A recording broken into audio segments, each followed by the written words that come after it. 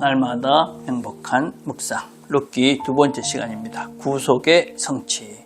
하나님 말씀은 룻기 4장 9절에서 17절입니다. 보아스가 장로들과 모든 백성에 이르되 내가 엘리멜렉과 기론과 말론에게 있던 모든 것을 나오미의 손에서 산 일에 너희가 오늘 증인이 되었고 또 말론의 아들 모압 여인 룻을 사서 나의 아내로 맞이하고 그 죽은 자의 기업을 그의 이름으로 세워 그의 이름이 그의 형제 중과 그곳 성문에서 끊어지지 아니하게 하매 너희가 오늘 증인이 되었느니라 하니 성문에 있는 모든 백성과 장로들이 이르되 우리가 증인이 되나니 여호와께서 내 집에 들어가는 여인으로 이스라엘의 집을 세운 라헬과 레아 두 사람과 같게 하시고 내가 에르랏에서 유력하고 베들레헴에서 유명하게 하시기를 원하며 여호와께서 이 젊은 여자로 말미암아 내게 상속자를 주사 내 집이 다말이 유다에게 낳아진 베레스의 집과 같게 하시기를 원하노라 하니라.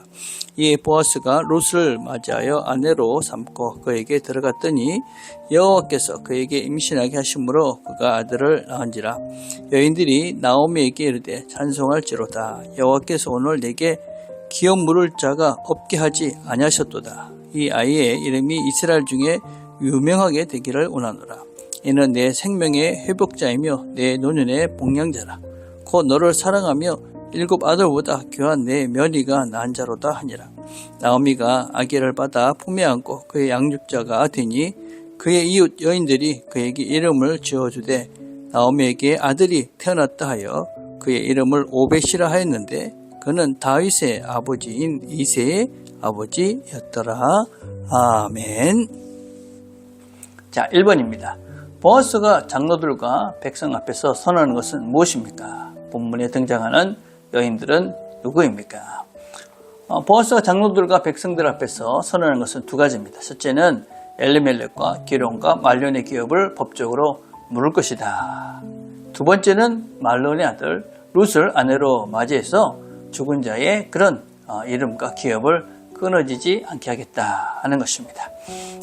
단지 어떤 개인의 결혼 의사를 밝힌 것이 아닙니다. 그것은 공동체 앞에서 공식적인 선언, 내 책임을 다하겠다 하는 그런 선언입니다. 사랑을 말하는 데서 끝나는 것은 진정한 사랑이라고 할 수 없습니다. 사랑은 공적인, 그래서 책임을 감당하는 것이다 라고 할 수 있습니다. 그래서 우리가 하나님을 사랑한다. 그렇다면 나는 어떤 책임을 감당하고 있는가? 내가 누구를 사랑한다. 어떤 책임을 감당하고 있는가? 그것이 사랑의 실제다라고 할 수 있습니다.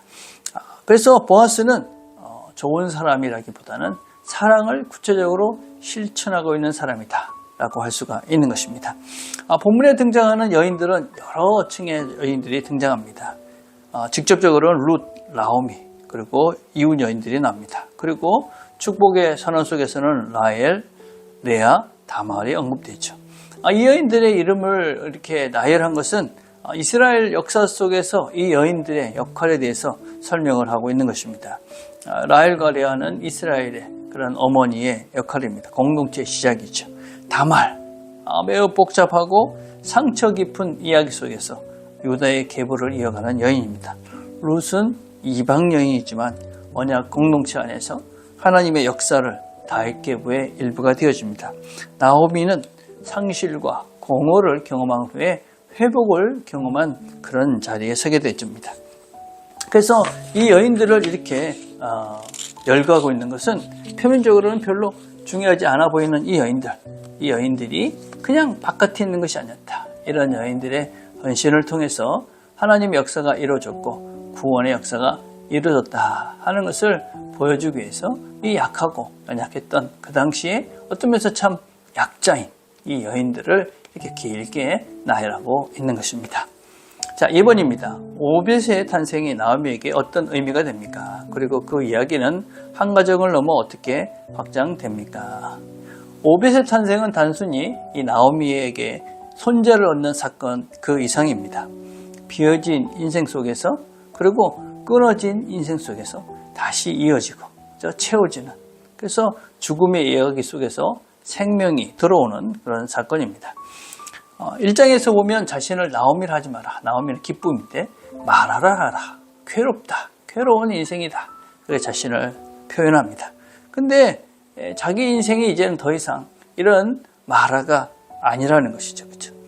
마라의 시간 속에서는 아들도 없었고 미래도 없었습니다. 두 손이 다 비어져 있었습니다.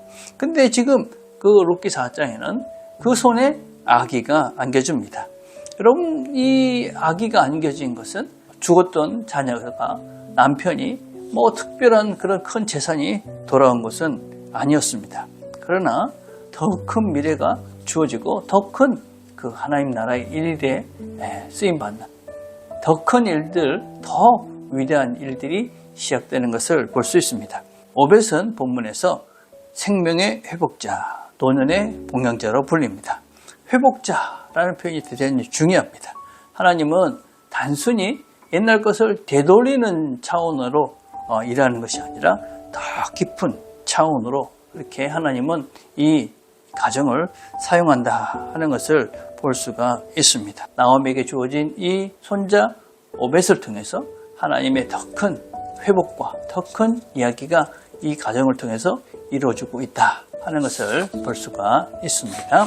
3번입니다. 하나님은 종종 내 삶의 작은 순종, 룻의 헌신, 보아스의 책임을 통해 더 큰 열매를 맺으십니다. 지금 내가 맡은 자리에서 공적으로 책임지기가 필요한 일은 무엇이며 이번 주에 실행할 구체적인 결단 한 가지는 무엇입니까? 보아스는 공개적으로 자기의 책임을 감당했습니다. 마음속으로만 선한 뜻이 있다. 그것이 아니라 장로들과 백성들 앞에서 선언을 하고 그리고 그것을 실천했습니다. 신앙은 종종 내면의 결심으로 시작되지만 성숙한 신앙은 결국 책임을 지는 그것에서부터 실제가 되어집니다. 여러분, 공적으로 이 책임을 진다는 것은 내가 할 일을 미루거나 다른 사람에게 맡기지 않는 것입니다. 관계 속에서 내가 해야 될 일을 회피하지 않는 것이죠. 여러분, 맡은 역할을 애매하게 그렇게 미루는 것이 아닙니다. 약자를 돕는 일을, 그죠? 또 어떤 면에서는 다른 사람을 돕는 것을 마음에만 두고 끝나는 것이 아닙니다. 그래서 내 신앙의 실제를 구체적으로 행동으로 보여주는 것이 책임을 지는 올바른 신앙이다 라고 할 수 있습니다. 근데 하나님은 종종 우리에게 큰 것을 원하는 것보다는 사실은 아주 작지만 실제적으로 행동하는 그 하나하나를 통해서 하나님은 위대한 일들을 시작합니다. 여러분, 오늘 우리가 이 룻기를 통해서 알 수 있는 것은 하나님은 큰 가문, 대단한 가문, 아니면은 큰 인물, 그런 큰 가정, 이런 데서 시작하는 것이 아닙니다. 아주 작은 가정, 그렇죠? 아주 작은 이방 여인, 그리고 보아스라는 특별하지 않은 한 가정을 통해서 하나님은 위대한 일들을 시작해 가십니다. 오벳이 등장하는 것은 사실은 아주 작은 것들이 이어져서 이 큰 역사를 이어가는 것을 볼 수 있습니다. 룻의 헌신, 보아스의 책임, 그리고 이런 작은 순간순간 하나님의 손길들이 모여져서 그래서 이 하나님께서 역사하시는 그런 다윗의 큰 계보가 이어지는 것을 볼 수가 있습니다.